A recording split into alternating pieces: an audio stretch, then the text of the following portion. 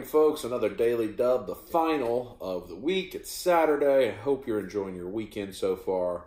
Got a couple questions to answer, and then we'll kind of talk about upcoming videos on the channel and whatever else. So, question one from NJR1974. He was asking about Hot Toys versus statues, and more just the kind of the question of, why do people buy figures? If you don't pose your figures, why not buy statues, etc.? We'll talk about that. And then from James St. Clair, do you find it hard to buy Pops and Legends once you get into things like figure arts or Hot Toys or things like that? What do you do?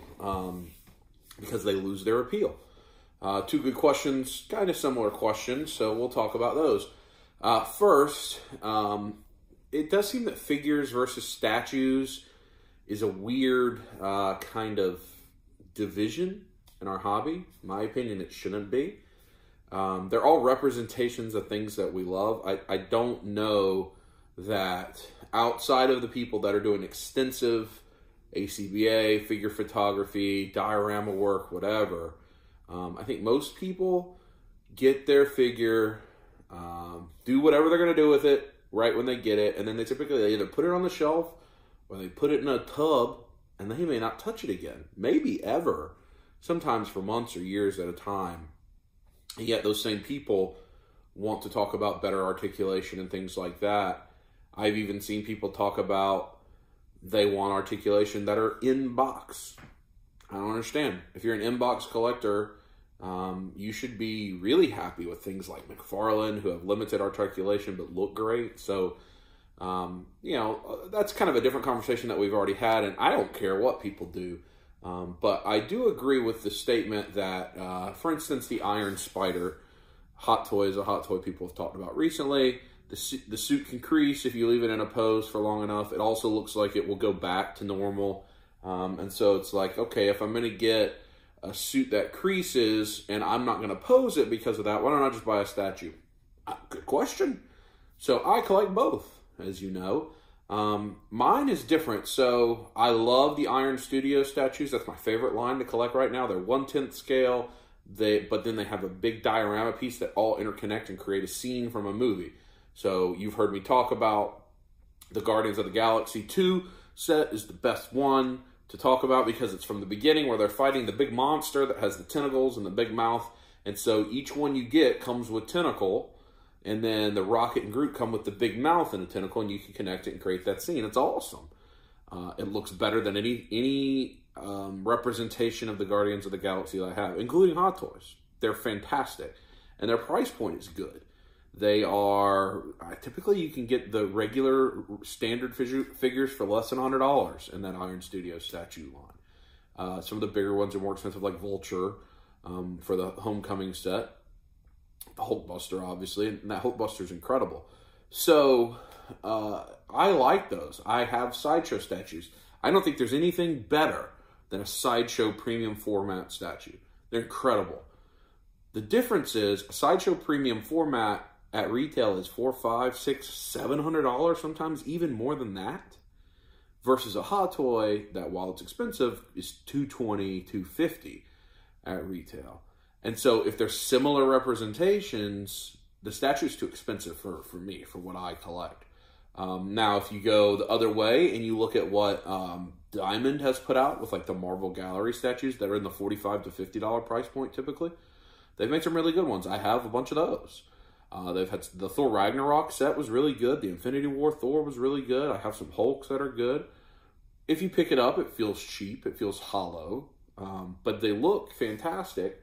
And they're a better representation than, for instance, a figure arts. But then they're not dynamic and posable. So I go both ways. I want representations of characters I like. I do also try to take pictures or have fun or set up scenes or pose. But I don't do that with like Hot Toys, really. In fact, like most of you, my Hot Toys pieces are left in the box. I put the box away, and I don't know. I mean, like maybe once a year I'll go through and change heads and accessories on my Hot Toys. Maybe. Sometimes I don't do that once a year. And so they may as well be a statue, right? You get them in your display, and you don't touch them again for a long period of time. So why not get a better instance of that? That's a fair question. So think about that in your purchases, especially for the characters you really, really like. You can get some fantastic Spider-Man statues that will be in the pose you can never get your figures in, no matter what figure it is. I also collect Kotobukiya statues, and they're excellent. I have a bunch of those. So I'm both. I collect both. I just don't have space for the huge statues, but I mean like Prime and XM, and they make incredible stuff, but those are over $1,000. They're huge, take up space. They're 1/3 scale a lot of time. But I like statues, and I think those that hate on statues haven't given them a chance because there are just some incredible ones. So consider that.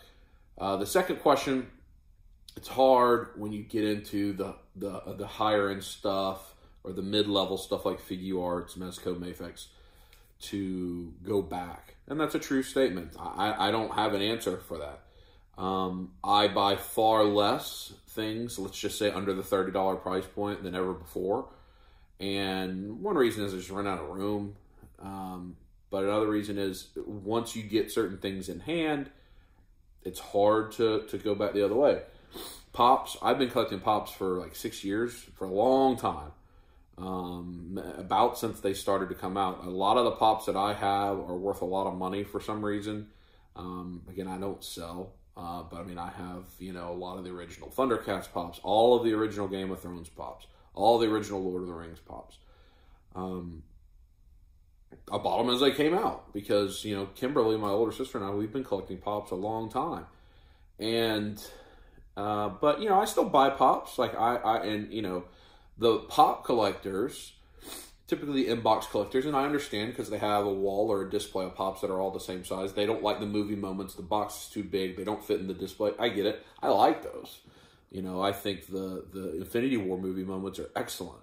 I've got the Captain America one with Thanos and the Thor one with Thanos. I think they're great. And there's no other thing that I can think of that has a representation of Thor with the axe in Thanos. I think that's the only thing, collectible, that has that I've seen at least. So I like that. So I just buy a lot less. Marvel Legends and Black Series, especially with the face scan technology, can sometimes still have really, really good instances. I thought the Wasp figure from last year was awesome in Marvel Legends. It was awesome. I think it may end up being better in the Figuarts. It's not going to be as posable. It's not going to be as fun. It's not going to be as dynamic. But I think it looks better. So you just have to kind of pick and choose. Collectibles are at such a critical mass now that we all have to pick and choose. Nobody can buy everything anymore. Like, there is not a house that can contain all this. As the bubble is growing and growing and growing and growing, the inevitable burst of that has got to come at some point. We're probably starting to see it. If you looked at Hasbro's earnings statement yesterday, their stock collapsed at 1.10%. They missed their earnings by a great deal. They said that Toys R Us going out of business hurt them far more than they forecast. That's going to have impact. We already know Mattel has a major impact. There's been all these layoffs across the toy industry. Mattel lost the DC license. The trimmers are there, right? So be focused in your collection to what you want, and don't let anybody else tell you what it is. If you think Legends are great, great. If you think the Marvel basic figures are great, great. It doesn't matter. It doesn't matter. But everybody has a thing that fits their needs, and I can't buy as many of those if I want to buy statues, for instance, because I just don't have enough room. Anyway, so today, Victoria and myself and David are going to go meet Steve. We're going to have a great day. We are filming episode 18 of Dub Life we're in the middle of. You'll get episode 15 tomorrow, and that is where I am in Ohio with the Pence family, having a good time. And then episode 16, I just finished editing and uploaded this week. That is Royal Rumble Shenanigans. It's chaos. You will enjoy it. That's next week. Then I'm working on editing episode 17, and we're filming episode 18. It's kind of the normal path, right? Like, as one's about to release, I typically just uploaded the next one. I'm editing the one after that, and I'm filming the one after that. That's kind of my stream. I've talked to you about that before.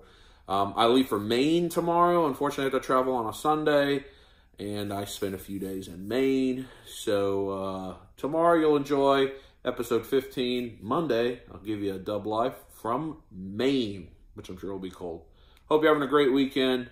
I'll talk to you soon. Squeeze it.